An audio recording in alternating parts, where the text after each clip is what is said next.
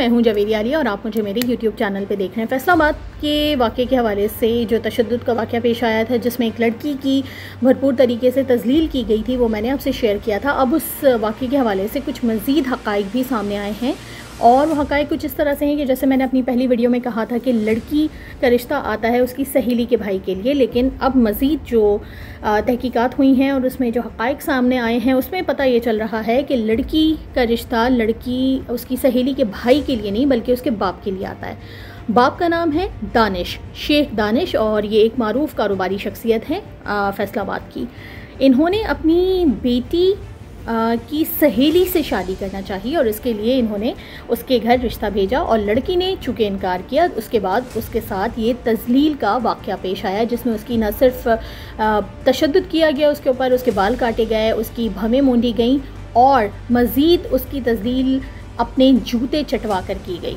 और साथ साथ कुछ रिपोर्ट्स ये भी हैं कि उससे जिनसी ज़्यादती की भी कोशिश की गई, लेकिन बहरहाल वो कोशिश कामयाब नहीं हुई और इस पूरे अमल की वीडियोग्राफी भी की गई। तो अब 6 लोगों को गिरफ़्तार किया गया है। उन 6 लोगों में ख़ातून भी शामिल हैं। पहले ख़्याल ये किया जा रहा था कि वो ख़ातून जो हैं वो उस दानिश की बेटी है, लेकिन अब पता चला है कि वो ख़ातून जो हैं वो उनकी घरेलू मुलाज़मा माहम हैं। ज़ोर दिया जा रहा था कि उसकी बेटी को भी गिरफ़्तार किया जाए क्योंकि इस तशद्दुद के वाक़े में उसकी बेटी भी मुलव्वस थी।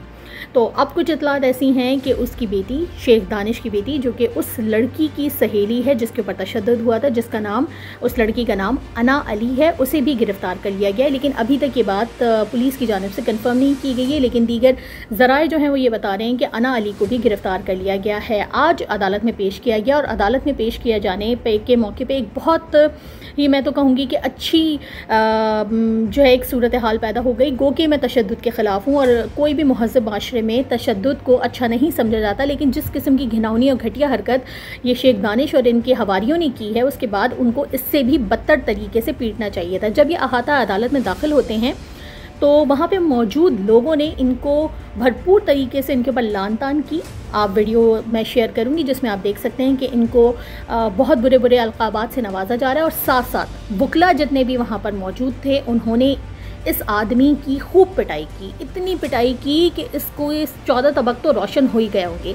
तज़लील का वो एहसास जो उस लड़की को हुआ होगा आज यकीनन इस आदमी को भी हो रहा होगा। इससे बदतर सलूक इसके साथ किया जाना चाहिए, मैं तो ये कहूँगी।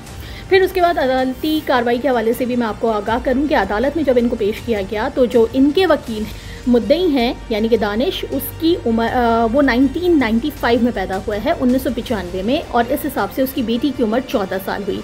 और जो लड़की है जिसके ऊपर तशद्दुद हुआ है उसकी उम्र 14 साल नहीं है, वो मेरी बेटी के बराबर नहीं है, तो उसकी क्लास फेलो नहीं हो सकती।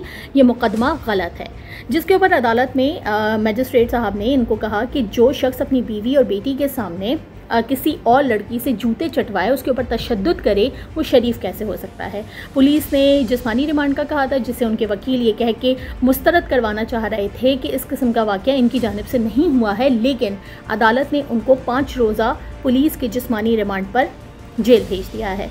तो अब देखते हैं कि रिमांड जो इनका लिया गया है, जिस्मानी रिमांड, इनके ऊपर वहाँ पर क्या सूरत हाल पेश आती है, तफ्तीश में मज़ीद क्या क्या हक़ाइक़ सामने आते हैं। लेकिन ये बहुत अच्छी बात है कि गिरफ़्तार भी किया गया और मैं इस बात की कायल नहीं हूँ कि इस तरह से तशद्दुद किया जाए, लेकिन शायद इन लोगों को एहसास शायद इसी तरह से हो कि तज़लील होती क्या है, तकलीफ़ होती क्या है, जब इनको सरेआम जूते पड़ें।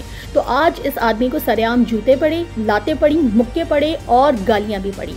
तो मैं उम्मीद करती हूँ कि इस केस का फ़ैसला इंसाफ के तकाज़ों को मद्देनज़र रखते हुए हो।